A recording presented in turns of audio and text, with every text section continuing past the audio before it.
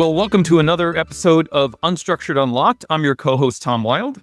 Well, let me start by saying I want to welcome Parul Kaul-Green as our new co-host to Unstructured Unlocked. Parul, welcome. Maybe provide a little bit of background about yourself. We're so excited to have you as our new co-host here. Thank you very much, Tom. Really, really excited to be here, podcasting with Tom, and hoping that our Unstructured Unlocked will rival Pivot of Kara Swisher and Scott Galloway.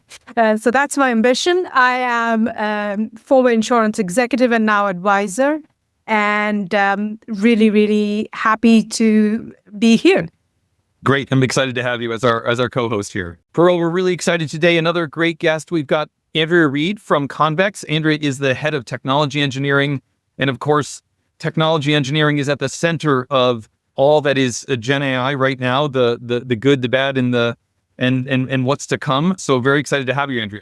Hi, thank you for having me. Excellent. So this is a great topic. And we were just talking before the show here that this is something that changes seemingly week to week, not month to month or year to year anymore.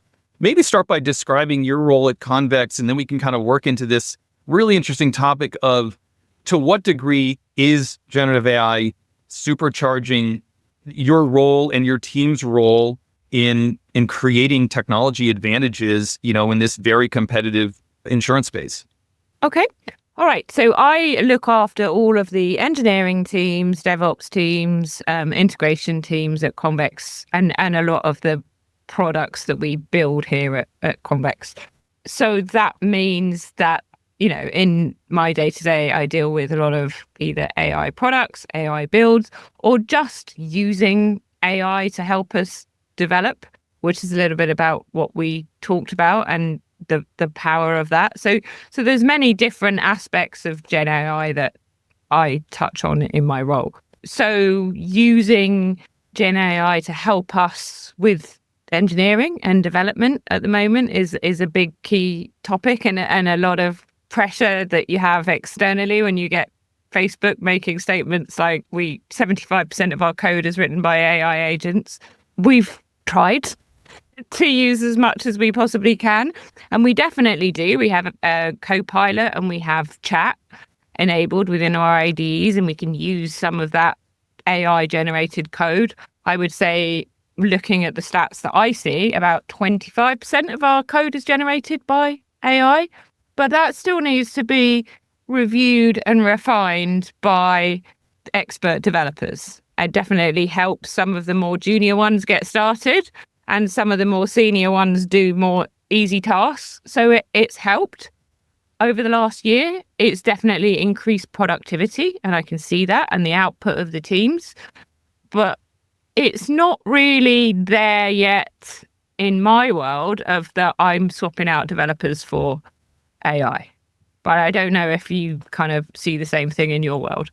Well, I think it is interesting that the pressure you mentioned is real. As a earlier stage company, we get the same view from the board and from investors because they read the same press that everyone else does, which, I think, and they're aware of this, that, there's clearly a vested interest from the Metas and from the AWSs, and from the Anthropics that to put out these breathtaking, releases about the degree of which they've been able to produce code or reduce headcount. So there's too much of a vested interest there to sort of believe it, with blind faith. But no question it's having an impact. Parul, in your role, you kind of consulting both to insurtechs and major insurers in your background there. What have you seen in terms of how the enterprise is trying to understand this adoption curve and get benefits from it? It's very interesting that Andrea has quoted the 25% statistics, because when I'm advising to people in the boardroom, they have this perception that the biggest productivity boost will come in the engineering organization, because they feel that the customer-facing organizations still need the human touch.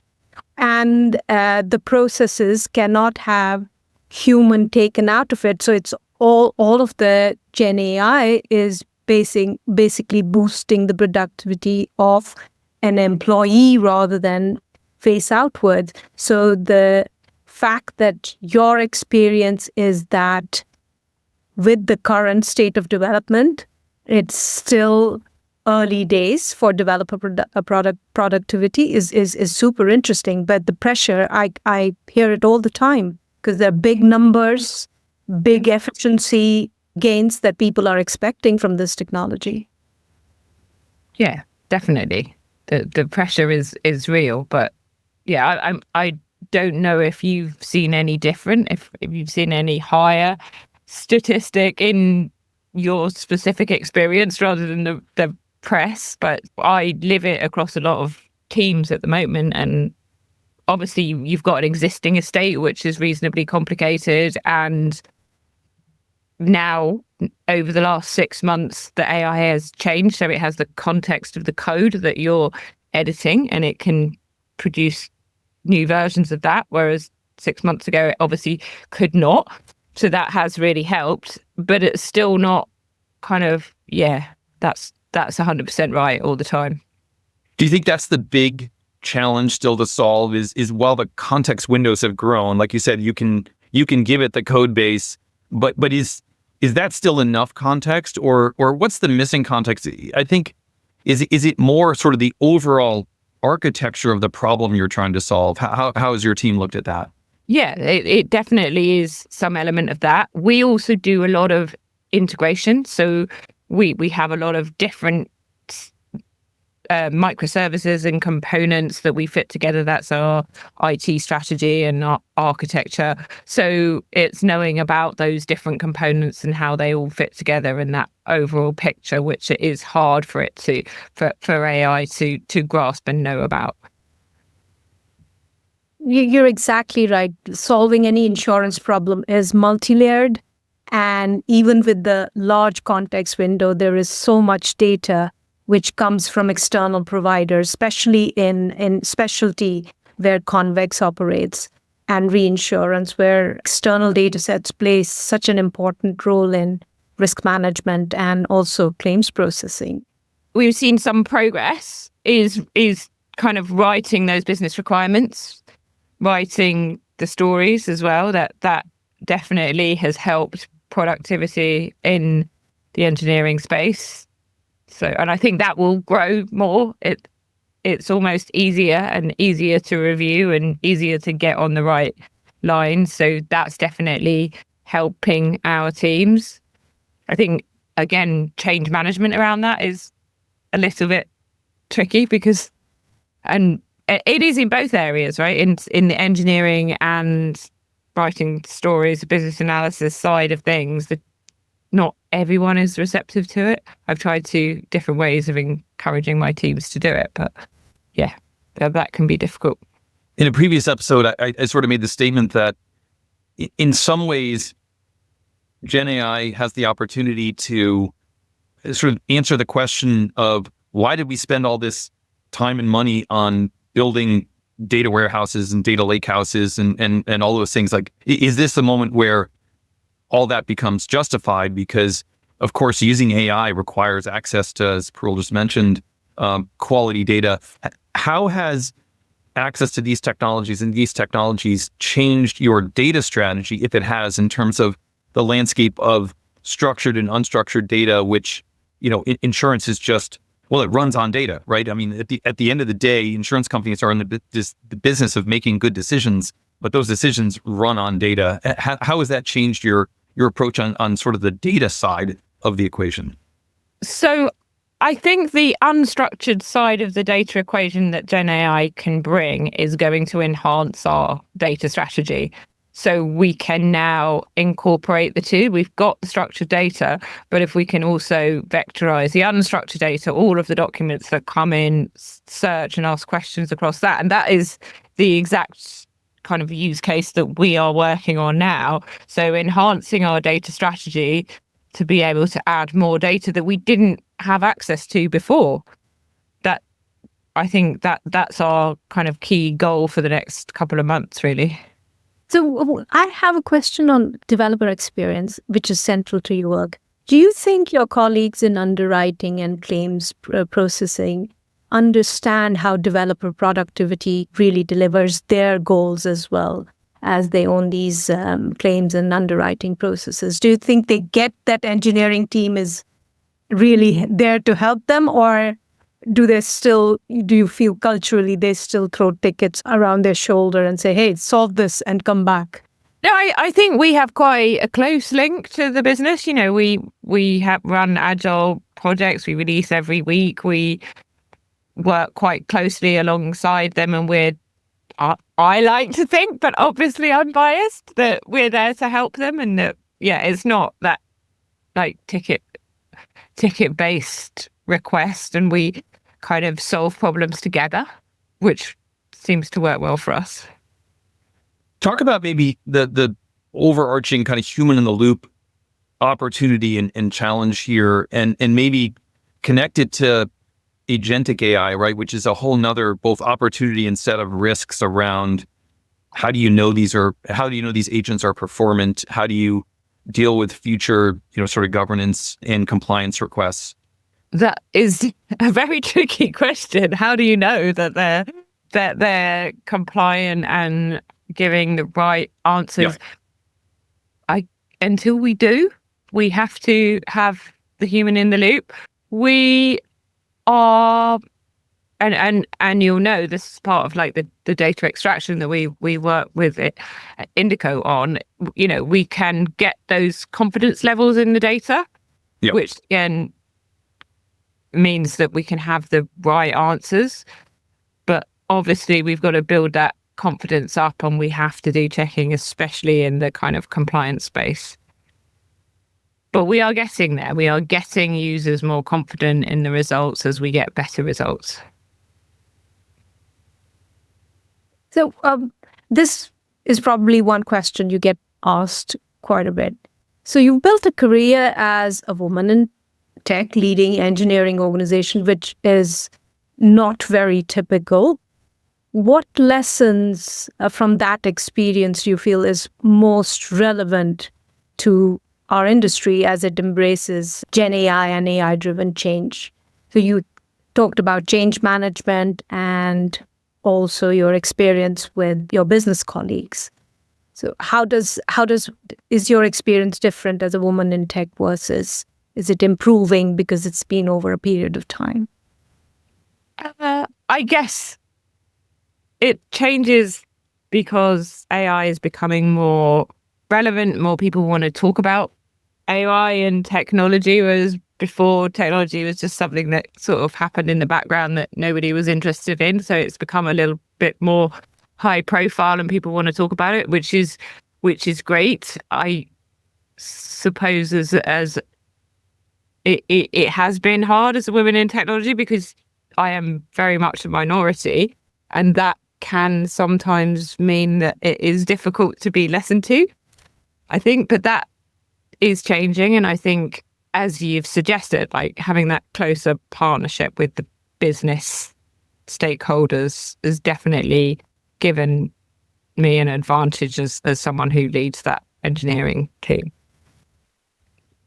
What advice would you give? So in retrospect now, what advice would you give a sort of young engineer entering the field that you think is different than when you entered the field, given these realities? I mean, I think there's, again, back to the hype machine, we've heard in the last year, everything from it's the end of the software engineer to no, not really, so where do you think the pendulum is there? And what advice would you give, a university grad thinking about coming into both the engineering role and the engineering role within insurance space? So my advice would be to know how to program any language. So nowadays in university, they don't just teach a language, they teach how to know what the future is, what is the different languages, understand Gen AI, understand how to control it, to take it forward. I disagree that there isn't a future in engineering. I think there very much is, but it will be different. It will be different to the future that I had, which is just developing.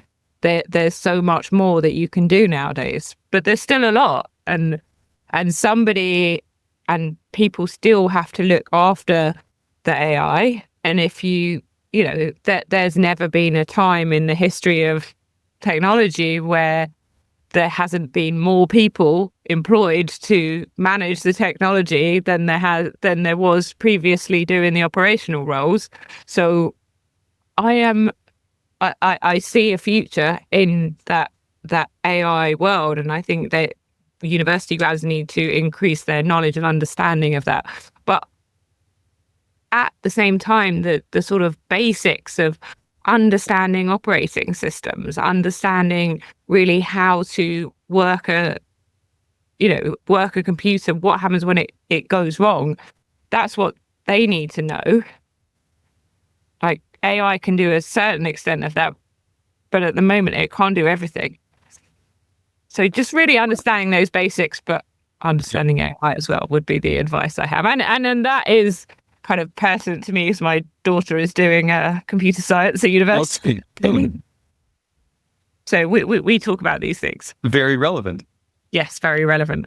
So, Andrea, tell me, you must have heard Jensen Huang saying nobody needs to learn coding, and you have refuted that because you think that the innate knowledge of architecture, operating systems, and languages is important, even if you take a QA kind of a role. Do you think that QA is the quality audit, is this kind of role that human will have in the future, or do you still believe it'll be more nuanced than that? So he may well be right, and I'm not refuting that, but I think a little bit of what the younger generation lack that we had in our generation is actually knowing how the core of computing works. Because when we first started, we had to go into the operating system, we had to control it. If your computers go wrong now, like, our generation know how to fix it and how to restart it, whereas the younger generation don't. And what if the AI, what if AI goes wrong? What if I still think maybe not coding as a job, but there has to be some underlying knowledge of some of the basics for if and when it does go wrong. As a vendor in the space, a solution provider in the space, we think about this a lot now, which is there is a future where technical roles and technical leaders will be, the job description might be, manager of agents, right? That may be one of the jobs is, you have a suite of agents that, you're responsible for understanding their behavior, their performance, their accuracy. And I think at least for now, we'll have to see how this changes in the future. The human in the loop piece is vital in that, just like kind of a new hire you might make, you don't go sit them down and then check in with them 6 months later, right? I mean, that would be exactly. Yeah. So it's a weekly process, right? It's a weekly process. I think the metaphor holds here, right? Which is right now it's for agents, it's a daily process where you're checking its behavior, especially in the early days, to see if it's functioning. Because what AI still struggles with, and again, we don't know what the future holds, is AI is really good at pattern matching within a sort of standard deviation from the mean, right? But when it's 2 standard deviations away, and I'm just using this metaphorically, not literally, it breaks, right? It's not good at high variability problems still, and that's what humans are extraordinarily good at, is being able to solve and generalize, even with high standard deviations to a problem that's presented to them. So, it is as a solution provider, I think we think a lot about when we have a customer, what will that look like? Because as Convex, you'll have multiple internal builds and solution providers, all of which eventually will have some kind of agentic functionality. So how do you have telemetry that is standardized enough that you can know internally, like, what's the state of all our agents today, right? Which ones are misbehaving? Which ones need attention? So that's kind of and then you have the whole compliance piece, right? As regulators will show up and say, hey, we're going to randomly sample, 1,000 transactions from last month. And you're going to have to be able to provide us with the sort of explainability around that. How is that affecting some of your architectural? In very early days, I know I'm not suggesting anyone has this solved. QA is very much the future of agents and agentic AI. And I was talking to one of the QA managers this morning actually about this, and she was saying, well, what do? I write an agent to test my agents, and it can go on and on in that loop. But at the end of the day, you've got to have somebody checking it and knowing that it's running correctly, right? This is very interesting because a lot of people that I speak to talk about hallucinations. Have you found a way to reduce the hallucinations of any deployment of Gen AI within your environment? Are there any strategies that you found particularly useful? This would be very interesting for our other insurance listeners who are grappling with similar problems. I haven't found any specific ways of reducing the hallucination, really. I guess there's some strategies that you can employ and ways that you can configure the AI and obviously better training and more specific training on our data and vectorization and all of those things. But I can't think of anything specifically that we can use to reduce hallucination or that we use. I'm not aware of. Sorry. It is kind of interesting, right? It's in many ways, I've always felt that hallucinations are actually a feature, not a bug, right? The strength of the generative, the G in Gen AI, generative, means that this technology was built to be good at generation. It also is built to be a pleaser, right? It is by default, it seeks to give you an answer. It doesn't understand, and this is one of the major weaknesses, I think, of Gen AI that may never be solved, just architecturally. We may need a different architecture someday in the future, because it doesn't have a understanding of the real world. It doesn't know that if it doesn't know the answer, it shouldn't try to give you an answer, which, unless you're a very narcissistic person, that if someone asks you a question and you genuinely have no idea, you don't just generate an answer and say, how does that sound, right? And do it enthusiastically and tell you that it's a great question, which is sort of the Gen AI experience. Even though, you try, I put in system prompts to say, like, don't be sycophantic, right? I don't care if you think my question's good. And now I've found that, at least with some of the LLMs, it will somewhat sarcastically say to me, okay, this is just a fact-based response. No, no sycophancy. So it sort of seems to be almost passive aggressive about it. But yeah, I think insurance is maybe you could say FinServ, pharma. These are industries where deterministic outcomes are critical, right? So while in a weird way, while insurance is in the business of uncertainty and trying to assess risk and make risk quantifiable, which we all know is like, you can't actually do it. You can approximate it. We're now using a technology that is stochastic by nature, and we're trying to apply a stochastic tool to a deterministic outcome, which makes the whole thing really fascinating to figure out, like, can we do that at scale? The number one challenge or complaint that I hear from CIOs is, look, it's a great technology, but the thing that we still can't quite figure out is how to find either vendor solutions or internal builds, how to make them scale successfully, scale across lines of business, scale across use cases in insurance. That would be, underwriting, claims, policy servicing, and scale elastically to volumes, because obviously in insurance, you've got the renewal season where you might have a 10x spike in volumes. Is that, how have you thought about the scale problem with these technologies, in general, either with your vendor partners or with your internal builds? Does that resonate for you as well? Not really. I don't think we're kind of ahead enough in the journey. We are not, so we are using AI for data extraction. I use it in the engineering that we talked about. We are starting to look at agents for doing some certain tasks, but I wouldn't say we have nailed this, done it, have it in production, where now my problem is scale. That is not the place that we are in. I think we will get there. Probably, if we have this chat again in a couple of months, we might. Yeah. Today, that's a second order problem. Yeah. So for us, it's a second. Right now, it's making sure that we or trying to find the right use cases for actually using Gen AI and implementing agents to be able to do tasks effectively and have the right management of that. That's the position that we are in right now, not the very nice problem to have is how do we scale that?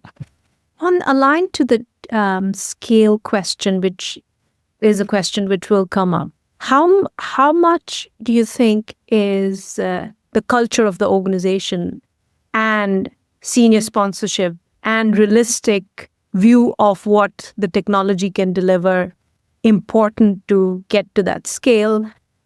And what is your wish list? I wish the CEO of the organization would understand this.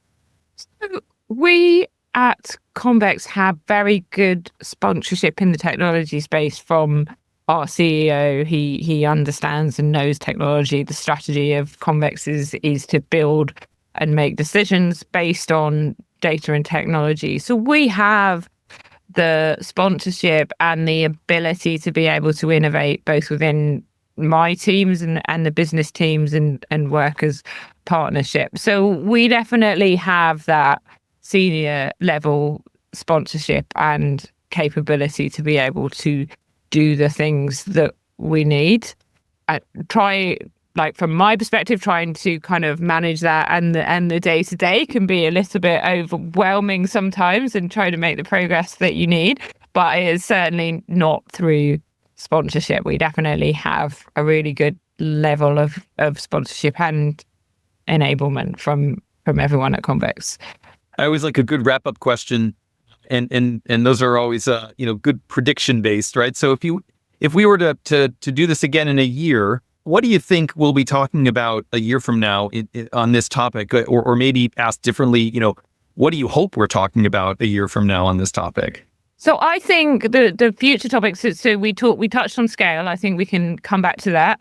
Yeah. Obviously, security is a big aspect of Gen AI. That's something that I'm conscious of, and we're touching on it at the moment. But I think as it grows, that's going to become more of a topic of conversation. Yeah, for sure. Well, great, Andrew. It's been great talking to you. Parul, we've been talking to Andrea Read, head of technology engineering at Convex Insurance. This has been another episode of Unstructured Unlocked. I'm your co-host, Tom Wilde. And I'm Parul Kaul-Green. Andrea, thank you very much. Thank you, guys. Thank you for having me in a great discussion. Perfect. Thanks. Thank you.